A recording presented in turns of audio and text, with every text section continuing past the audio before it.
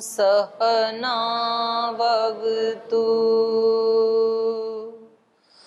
सहनौ भुनक्तु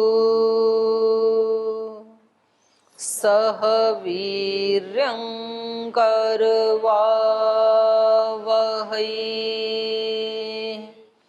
तेजस्विनावधीतमस्तु मा विद्विषावहै। ओम शांति शांति शांति।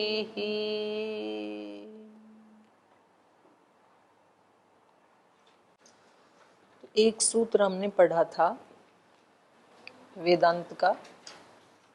पहला सूत्र है अथ अथा तो ब्रह्म जिज्ञासा। तो इसमें 3 शब्द आए सूत्र में, अथ अत ब्रह्म जिज्ञासा। अथ का अर्थ क्या है? अनंतरार्थ। अनंतरार्थ मतलब इसके बाद। इसके बाद का मतलब किसके बाद? तो इसमें भाष्यकारों ने 2 अर्थ किए, हमने 2 पढ़े। ब्रह्म मुनि जी ने अथ का अर्थ क्या किया? रोग वियोग भोग, इन तीनों से मिलने वाला जो दुख है उसके बाद ही ब्रह्म की जिज्ञासा होती है। और आदि गुरु शंकराचार्य जी ने क्या अर्थ किया? शमदम उपरति तितिक्षा श्रद्धा समाधान आदि, इनके अनुष्ठान के बाद ही, माने इनका कहना ये है कि जब तक किसी व्यक्ति में शम शांति स्थापित नहीं हुई, सौम्यता स्थापित नहीं हुई, जब तक किसी ने अपनी इंद्रियों का दमन नहीं किया, जब तक कोई व्यक्ति उपरति वैराग्य को प्राप्त नहीं करता है, तब तक उसको ब्रह्म की जिज्ञासा हो नहीं सकती। जब तक कोई व्यक्ति सहन करना ना सीखे, सहन करना मतलब तप, तपो द्वंद्व सहनम, और ये सहन करना तभी आएगा जब हम चीजें जैसी हैं उनको उस रूप में स्वीकार करना सीख लें। अगर हम स्वीकार नहीं करते हैं तो रिएक्ट करते हैं, तो तब तक आदमी ब्रह्म की जिज्ञासा नहीं करेगा। रिएक्ट कर रहा है इसका मतलब उसको संसार का कुछ ऐसा चाहिए जो उसके अनुकूल है। जिसको ब्रह्म की जिज्ञासा है वो संसार के किसी भी वस्तु, व्यक्ति या परिस्थिति का रिएक्ट नहीं करेगा। बहुत बड़ी बात है ना। जैसी है वैसी उस रूप में स्वीकार करेगा उसको। वो कभी ये नहीं कहेगा कि नीम कड़वा क्यों है, गन्ना मीठा क्यों है वैसा ही है वो कभी ये नहीं कहेगा इनका स्वभाव, ये मेरे आसपास रहने वाले इनका स्वभाव इतना खराब क्यों है, ये आश्रम अच्छा नहीं है, ये गुरु अच्छे नहीं हैं, ये पढ़ाने वाले अच्छे नहीं हैं, उनसे ही पढ़ेंगे, इनसे नहीं पढ़ेंगे, इस आश्रम में नहीं रहेंगे। ये सारी की सारी बातें किन लोगों के लिए हैं? जिनको भगवत प्राप्ति करने की अभिप्सा नहीं है। बिल्कुल सीधी सी बात। जिसको वास्तव में भगवत प्राप्ति की अभिप्सा है वो इन बाहर की चीजों को ना तो अच्छा बताएगा ना बुरा बताएगा, जैसी भी हैं उस रूप में उसको स्वीकार करेगा।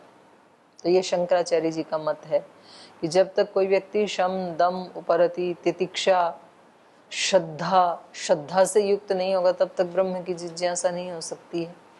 समाधान, अगर ये सब करते हुए भी कोई समस्या आ गई तो व्यक्ति अपना समाधान निकाल ले खुद। तो इनका कहना यह है कि ब्रह्म की जिज्ञासा कब होगी? इन सब के अनंतर। तो अतः शब्द किस अर्थ में आया? यहाँ पर अनंतर अर्थ में आया। और अतः शब्द क्यों आया? हेतु अर्थ में। क्योंकि दुखों से, अनित्य वस्तुओं से, संसार की जो अनित्य उपलब्धियां हैं उनसे ब्रह्म को नहीं पाया जा सकता। अतः इसलिए ब्रह्म जिज्ञासा, व्यक्ति ब्रह्म की जिज्ञासा करता है कि भाई कोई फिर ऐसा सुख मिले जो एक बार आकर के जाता नहीं है, नष्ट नहीं होता है, शाश्वत सुख मिले, कोई शाश्वत उपलब्धि मिले, उसके लिए प्रयास करो। लेकिन ऐसा सोचने वाले कितने लोग हैं संसार में? उंगलियों पर गिनने योग्य हैं। ऐसा सोचना मतलब ऐसे कोई क्लास में बताए और ठीक है जी आप बात तो सही बता रहे हैं, तो ये जिज्ञासा नहीं मानी जाएगी। जिज्ञासा का मतलब है कि व्यक्ति को सोते जागते उठते बैठते खाते चलते फिरते उसके सिवाय और कहीं ध्यान जाए नहीं, उसी को चाहे व्यक्ति। ऐसे ही चाहे जैसे डूबता हुआ व्यक्ति श्वास लेने की इच्छा करता है कि भाई एक श्वास आ जाए, किसी तरह से श्वास रुका जा रहा है, ऐसी तड़फ नहीं है यदि, तो रामकृष्ण परमहंस कहते थे कि फिर तो बड़ा मुश्किल है आपका भगवत प्राप्त होना। और यदि तड़फ आपके अंदर है तो आपको कोई रोक नहीं सकता है, और यदि तड़फ नहीं है तो ढीली ढाली अभिप्सा से तो आप प्राप्त नहीं कर पाएंगे, क्योंकि आप चाहते ही नहीं है तो मिले कैसे, मिलने को तो तैयार है, ऐसे उनका कहना था। तो अतः शब्द है यहाँ पर हेतु में।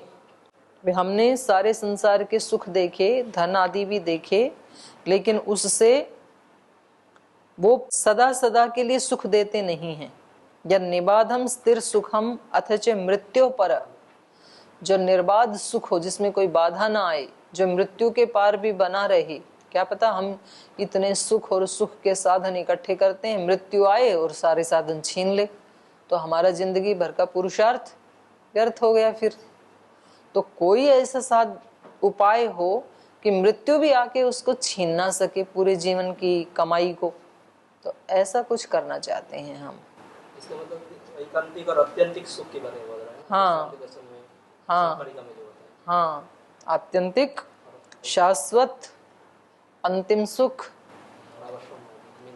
एकांतिक और आत्यंतिक। हाँ, एकांतिक अवश्यम भावी, उसी सुख की बात कर रहे हैं। तो ये हो गया अतः शब्द का अर्थ। तीसरा शब्द था ब्रह्म जिज्ञासा। ब्रह्म जिज्ञासा का मतलब क्या है? ब्रह्म की जिज्ञासा। और वो ब्रह्म कैसा है जिसकी हम जिज्ञासा करें? कैसा है वो? महद्भूतस्य अनंतस्य अखंडस्य ब्रह्म नामकस्य वस्तुना जिज्ञासा। जिज्ञासा मतलब ज्ञातुम इच्छा प्रवर्तते, तब उसको जानने की इच्छा प्रवृत्त होती है। तो अब पूछने वाला कहता है कि थोड़ा उसका स्वरूप और बताओ, वो कैसा है? कथम भूतम तद ब्रह्म यद ज्ञातुम इष्यते, जिसको हम जानना चाहें, जिसकी हम अभिप्सा करें, वो ब्रह्म कैसा है? तो पीछे का कुछ पूछना तो नहीं है आपको? आ गया ना समझ में? आपको पूछना है, बताइए। ओम दीदी प्रणाम जी। यहाँ या कर्म मीमांसायां वेतानि कर्माणि चरित्वा तु केवलम अभ्युदिक एवं सुख वैशिष्ट्यम अनुभूतम भवति। तो इससे क्या स्पष्ट हो रहा है कि केवल कर्म मीमांसा के द्वारा जो विहित कर्म हैं उनसे केवल अभ्युदय की प्राप्ति होती है, और क्या निश्रेयस की नहीं होती? ना, बिल्कुल नहीं होगी। ये तो स्पष्ट ही है। कर्म कांड जो है तो वो इस लोक के सुख दिलाएगा और उस लोक के स्वर्ग आदि के सुख दिखाएगा। उनमें तो विधान ही यही किया है, जिसको स्वर्ग की कामना है वो ये यज्ञ करे, जिसको इस सुख की कामना है वो ये यज्ञ करे, वो वैसा करते हैं, वही फल मिलेगा। ठीक है। और आगे कह रहे हैं तत्रापि रोग वियोग दुखानुच्छितिर उच्छितिर नास्ति। ये तीनों चीजें यद्यपि बड़ा सुख मिल जाएगा आपको जी, लेकिन तो भी ये वस्तु, ये जो है रोग वियोग और भोग, इनसे जो उत्पन्न होने वाला दुख है उसकी उच्छिति तो वहां नहीं है। माने ये इन तीनों से उत्पन्न होने वाला दुख वहां भी जुड़ा हुआ है। विशेष सुख मिल जाएगा आपको। हो सकता है कि आपको शारीरिक रूप से आप कोई रोग ना होने दें, मानसिक रोग हो जाएंगे।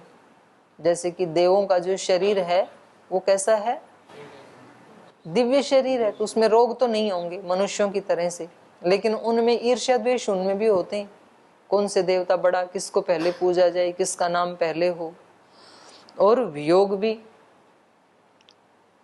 वहां भी बना रहता है, वियोग भी। उच्छिति नहीं होती उसकी ना, उच्छिति नहीं होती। तो श्रुति तो कह रही दीदी, और भोग से तो होती नहीं, वो है ही भोग योनि। श्रुति कह रही यहाँ नीचे जब कहते हैं शांकर भाष्य तद अथ इह कर्म जितो लोका क्षीयते एवं इव अमुत्र पुण्य चितो लोका क्षीयते। क्या कहाँ पढ़ रहे हैं? जो अंतिम लाइन जी। श्रुति तो कह रही कि वहाँ कर्म आदि जो लोक में जीते हुए कर्म जो होते हैं उनसे कर्म नष्ट होते हैं। वहाँ कहाँ कहा है श्रुति ने? यहाँ शांकर भाष्य। नहीं, यहाँ पर लाइन बताओ। सबसे अंतिम तद यथा इह कर्मजित लोक क्रियते एवं एवं अच्छा, प्रथम पेज पे जी। शंकर भाष्य में कहा है यस्मात्, क्योंकि वेद एव, ये तो वेद ही कह रहा है, अग्निहोत्रादि नाम श्रेय साधना नाम, अग्निहोत्रादि यद्यपि ये क्या है, श्रेय के साधन है, सुख के साधन है, श्रेय साधना नाम अनित्य फलताम दर्शयति, साधन तो हैं ये सुख के, लेकिन उनका फल कैसा है, अनित्य। ये तो श्रुति ही कह रही है, तो शंकराचार्य जी भी इस बात की पुष्टि कर रहे हैं। तद यथा इह कर्मार्जितो लोक क्षीयते एवं अमूत्र पुण्यचितो लोक क्षीयते, ये तो पुष्टि और कर रहे हैं शंकर जी तो उसी बात की। शंकर जी भी यही कह रहे हैं कि जैसे यहाँ कर्म से अर्जित लोक, लोक मतलब सुख, जैसे कर्म से अर्जित किए हुए सुख यहाँ क्षीण हो जाते हैं, हो जाते हैं कि नहीं, कभी तो वो वस्तुएं क्षीण हो जाती हैं, कभी हम भोगने वाले क्षीण हो जाते हैं। तो जैसे यहाँ के सुख शाश्वत नहीं है, क्षीण हो जाते हैं, एवं अमूत्र, वैसे ही वहां के भी, स्वर्ग आदि के भी जो कर्म कांड से उपलब्ध हो सकते हैं हमें, तो पुण्यचित लोक क्षीयते, पुण्य से अर्जित किया हुआ वो लोक भी नष्ट हो जाता है। ये तो दोनों एक ही बात को कह रहे हैं। इति, इसलिए हेतु निर्दिष्ट है, इसलिए अतः शब्द क्या है, हेतु, इस कारण से ब्रह्म जिज्ञासा, तो ये इस बात को तो दोनों ही मान रहे हैं। अतः शब्द हेतु में आया, वो कह रहे हैं कि दुख से, इस संसार के दुखों से ये व्यक्ति दुखी हो जाता है, क्योंकि इसको शाश्वत सुख नहीं मिलता है। इतना पुरुषार्थ करके सारी जिंदगी की दौड़ धूप के पश्चात भी कुछ भी हाथ में कुछ ऐसा नहीं आता है कि जो शाश्वत हो, जिसको मौत छीन ना सके, ऐसा कुछ भी हाथ में नहीं आता है।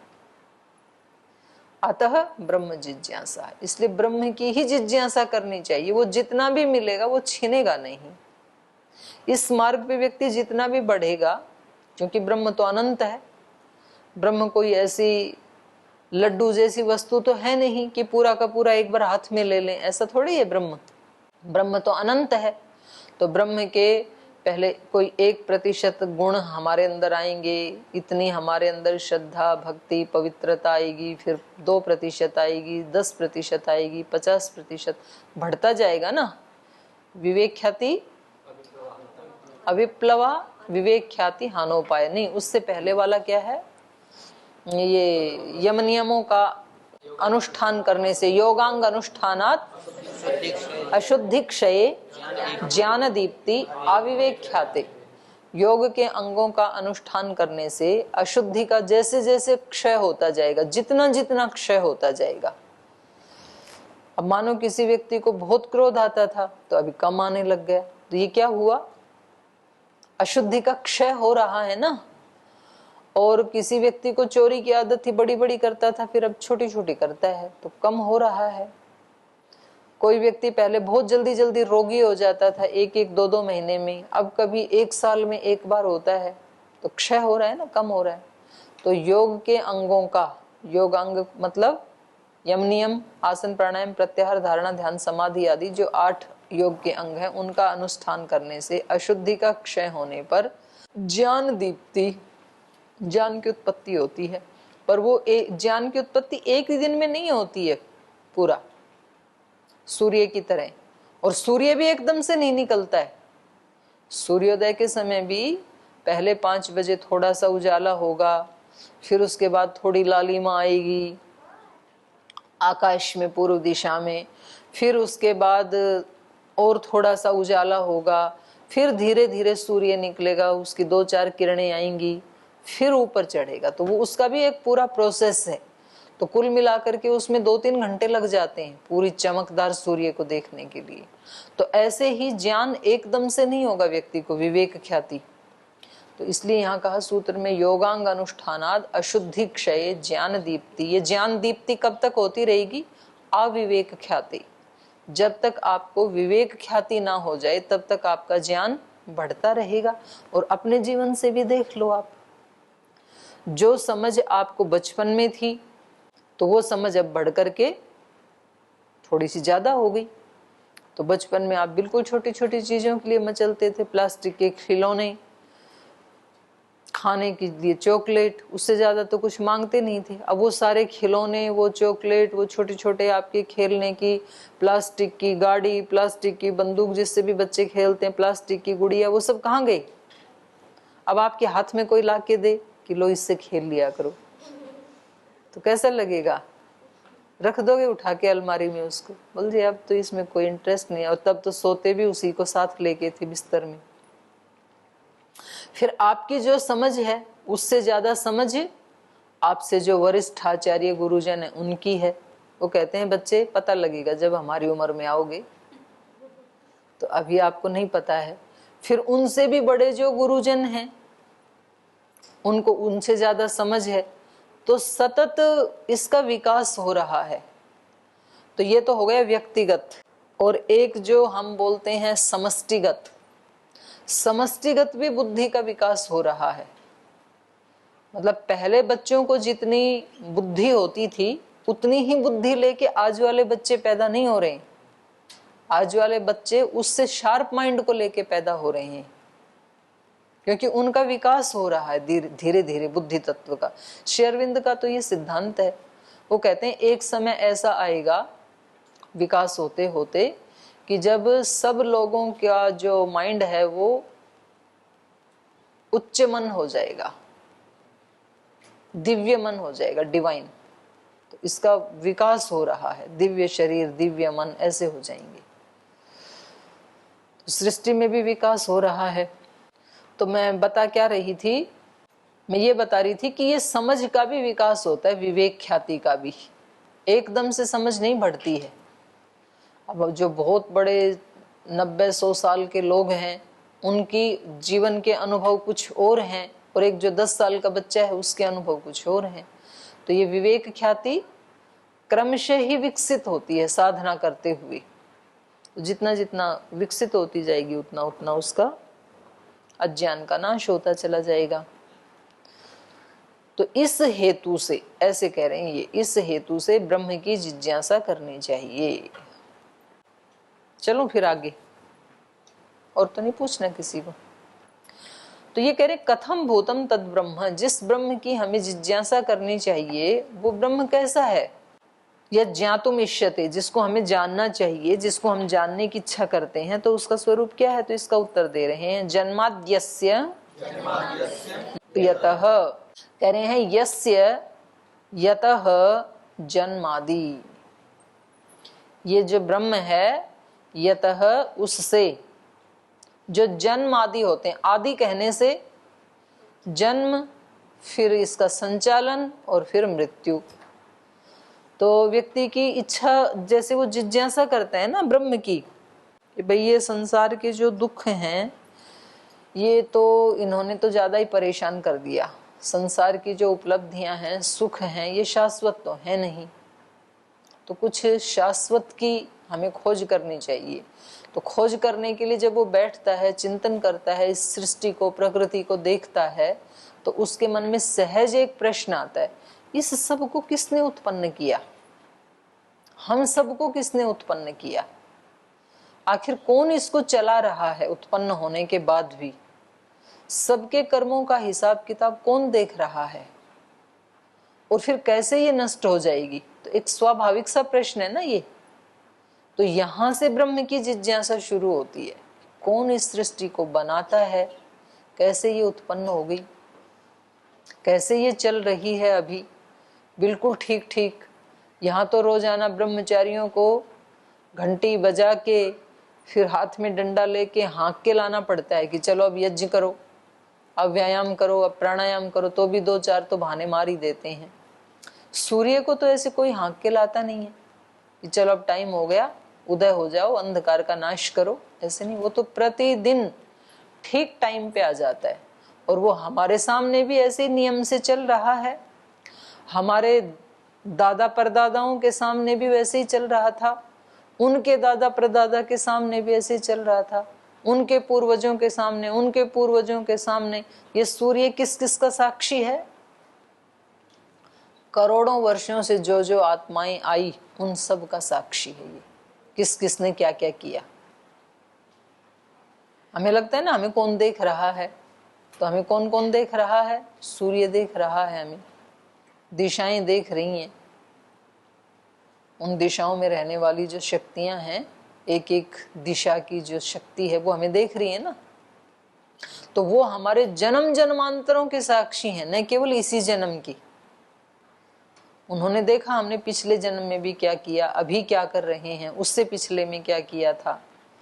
तो ये साधक सोचता है कि भाई ये इस तरह से नियम में चलने वाली ये जो सृष्टि है, विसृष्टि, जो नासदीय सूक्त में आया, विसृष्टि कुत इयम विसृष्टि। विसृष्टि का मतलब है विविध प्रकार की सृष्टि, और विचित्र सृष्टि कुतः, कुतः इयम, कुतः इयम विसृष्टि। साधक को लगता है ये कहाँ से आई, किसने बनाया इसको, कौन चला रहा है इसको, ये सब नियमों में कैसे चल रहे हैं। हमारा पृथ्वी तो एक बहुत छोटा सा वो है, आकाश में इसकी जो स्थिति है उपग्रह की तो बहुत छोटी सी है। इससे बड़े बड़े ये जो लोकांतर, ये कैसे अपने ही ऑर्बिट में घूम रहे हैं। सब गतिमान तो है ये सारा जगत, जगत को जगत कहते ही इसलिए हैं क्योंकि वो गतिमान है, गतिशील है। तो ये सब घूम रहे हैं, जैसे सूर्य भी घूम रहा है, चंद्र भी घूम रहा है, पृथ्वी भी घूम रही है, अन्य जिनके हम नाम नहीं जानते हैं, शुक्र आदि, बृहस्पति, बुध, मंगल आदि जो जानते हैं कुछ थोड़े बहुत अपने सूर्य परिवार से जो जुड़े हैं, उसके अतिरिक्त भी तो अनंत है ना, करोड़ों जो हमें टिमटिमाते हुए दिखते हैं, वो सब घूम रहे हैं। लेकिन कितनी अच्छी बात है कि सब अपनी ही परिधि में घूम रहे हैं। अगर इनकी कोई व्यवस्था करने वाला ना हो तो रातों रात कितने कितनों से टकरा जाएं, और फिर क्या बने बाकी औरों का, पृथ्वी वालों का क्या बने बेचारों का, दो चार भी टकरा के नीचे गिर जाएं तो इसको, साधक को इस सारी पृथ्वी को, सृष्टि को देख करके लगता है कि इसको कौन चला रहा है। सर्दी के समय सर्दी आती है, हर वर्ष उसी मौसम में सर्दी आती है, गर्मी के समय गर्मी, तो वो अपनी व्यवस्थाएं पहले ही कर लेता है। भाई सर्दी आने वाली है तो हीटर मंगवा लेते हैं, गीजर मंगवा लेते हैं, गर्म कपड़े मंगवा लेते हैं, और कभी भी आ जाए तो कईयों को मार दे फिर तो ठीक समय पर सूर्य का ढलना, ठीक समय पर सूर्य का उदय होना, ठीक समय पर ऋतुओं का आना, बारिश का आना, सर्दी गर्मी का आना, सब कुछ बहुत सुव्यवस्थित चलता है। तो इतनी सुंदर व्यवस्था को देख करके फिर इस व्यक्ति का सिर झुकता है कि कौन चला रहा है इसको, और ये नष्ट कैसे हो जाती है। कोई व्यक्ति मर कैसे जाता है, कैसे चला जाता है व्यक्ति, कैसे छिप जाता है सदा सदा के लिए, कैसे इंद्रियां वीक हो जाती हैं। जैसे जैसे उम्र बढ़ती है तो पांचों इंद्रियां, पांचों नहीं 10 इंद्रियां वीक होती चली जाती हैं। जैसे 40 साल के बाद उनमें वो शुरू हो जाता है क्षय होना, आंखें कमजोर हो जाती हैं, कानों की शक्ति कमजोर हो जाती है सभी बड़े लोगों की, किसी के 5-10 साल के आगे पीछे, सूंघने की शक्ति, बोलने की शक्ति, स्किन, ये भी तो एक इंद्रिय, ज्ञानेंद्रिय, तो वो ढीली हो जाती है, हाथ पैर, तो सब की सब इंद्रियां क्या हो जाती हैं, शिथिल, क्षय को प्राप्त होती हैं। अच्छे से खाना खा रहे हैं, अच्छे से व्यायाम प्राणायाम भी कर रहे हैं, ध्यान भी कर रहे हैं, संभल संभल के चल रहे हैं, तो भी क्षीण होती हैं। तो कौन कर रहा है आखिर ये। अगर कोई ऐसी व्यवस्था ना हो तो 40 साल के बाद तो और अच्छी समझ आती है व्यक्ति को, पहले तो समझ भी नहीं होती है उसको। और इतनी समझ आने के बाद तो कुछ बहुत सारे लोग ऐसे हैं जो बहुत सावधानियां रखते हैं, लेकिन इतनी सावधानियां रखने के बावजूद भी सब मृत्यु को प्राप्त होते हैं। मृत्यु तो आती है, कोई ना कोई बहाना लग जाता है। भाई इसका बाकी तो सब चीजें ठीक थी, केवल हार्ट ठीक नहीं था, बस उसमें अटैक आ गया। भाई इसका सब कुछ तो ठीक था, केवल ब्रेन हेमरेज हो गया। कुछ तो बहाना लगता है, लेकिन व्यक्ति मर रहा है। तो ये साधक देखता है कि मैं कहाँ गफलत में जी रहा हूँ, मेरे चारों तरफ ये सृष्टि का इतना सुंदर चक्र, किसने इसको उत्पन्न किया, कौन चला रहा है, कौन इसका संहार कर रहा है, लास्ट में इसका बिल्कुल नितांत प्रलय हो जाए, ये सब कौन कर रहा है। तो वो क्या है? ब्रह्म। कोई तो है ऐसा, तो उससे जिज्ञासा होती है। तो इन्होंने कहा जन्माद्यस्य यतः, जिससे जन्म आदि की ये व्यवस्था चल रही है, ऐसा है वो ब्रह्म, उसकी जिज्ञासा करनी चाहिए। तो इसका सूत्र का भाष्य फिर कल पढ़ेंगे। तो हो गया समय। देखो बहुत सारे जो मत पंथ संप्रदाय हैं वो अपने अपने महापुरुषों को बोलते हैं जी हम तो उसी को ही अपना ब्रह्म मानते हैं। जैसे कुछ कहेंगे ईसा मसीह ही ब्रह्म है, कुछ कहेंगे कि अपने अपने जो भी हैं वो हमारे ब्रह्म हैं। तो अब दूसरा व्यक्ति कोई वैदिक धर्म वाला कहे नहीं भाई हम तो किसी मनुष्य को तो ब्रह्म नहीं कह सकते हैं। वो बोले आपके लिए मनुष्य, हमारे लिए तो ब्रह्म ही है वो। तो उसकी कसौटी क्या है जिसपे सबको कसा जाए? वो ये है जन्मादि की व्यवस्था। क्योंकि जो इस सृष्टि को बना सकता है, जो इस सृष्टि को चला सकता है, जो इसका संहार कर सकता है, वो ब्रह्म हो सकता है। उसके अतिरिक्त कोई ब्रह्म नहीं हो सकता है। तो क्या आप जिसको ब्रह्म कह रहे हैं वो सृष्टि को बना सकता है क्या? तो कहेंगे कि भाई फिर वो सृष्टि को तो बना सकता है, तो वो फिर सृष्टि के आदि में होना चाहिए। क्योंकि जो जिस चीज को बनाता है वो उस चीज के बनाने से पहले होना चाहिए ना। तो ये तो सृष्टि के आदि में थे नहीं, ये तो बाद में हुए, इतने वर्ष पहले हुए। तो इसका मतलब फिर वो ब्रह्म नहीं हो सकते हैं। उनसे पहले भी सृष्टि चली रही थी, उन्होंने तो बनाया नहीं। तो इसको हम कल पढ़ेंगे। आज समय हो गया, आज यहीं विराम लेते हैं। ओम